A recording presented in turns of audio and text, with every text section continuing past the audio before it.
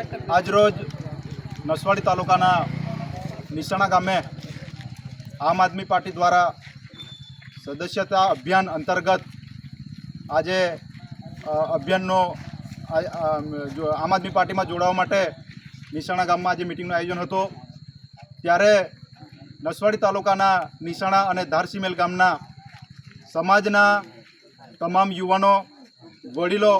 આગેવાનો તમામ આમ આદમી પાર્ટીમાં જોડાયા છે અને એ લોકો એવું કહી રહ્યા છે કે આ ભારતીય જનતા પાર્ટીએ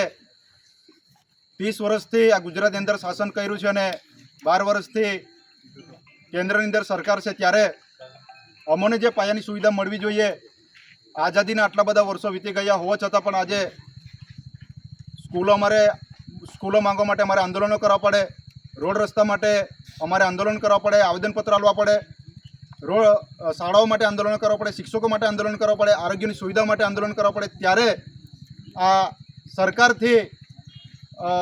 સરકાર અમારા આદિવાસીઓ હક અધિકારો છીનવી રહેલી છે, ત્યારે એમને કોઈ વિકલ્પ નહોતો મળતો। અત્યાર સુધી કોંગ્રેસ ને ભારતીય જનતા પાર્ટી સામસામે લડતી હતી, ત્યારે આ સમાજના તમામ આગેવાનો, વડીલો, યુવાનો એક વિકલ્પ શોધી રહેલા હતા। ત્યારે આમ આદમી પાર્ટીના રૂપમાં એક વિકલ્પ મળેલો છે, ત્યારે એમને સામે ચાલીને આમ આદમી પાર્ટીની અંદર જોડાવા માટે એમને સંપર્ક કરીને આજે ધારસીમેલ અને નિશાણાના તમામ વડીલો, આગેવાનો, યુવાનો આમ આદમી પાર્ટીમાં જોડાયા છે। આવનારા સમયમાં એવું કહી રહેલા છે કે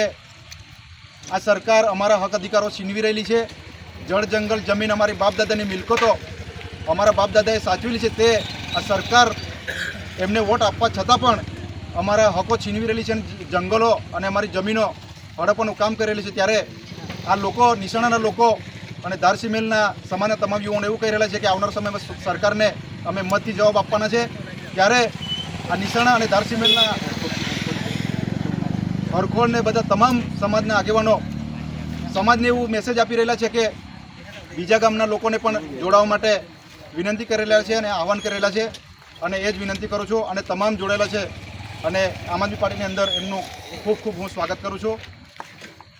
ધન્યવાદ।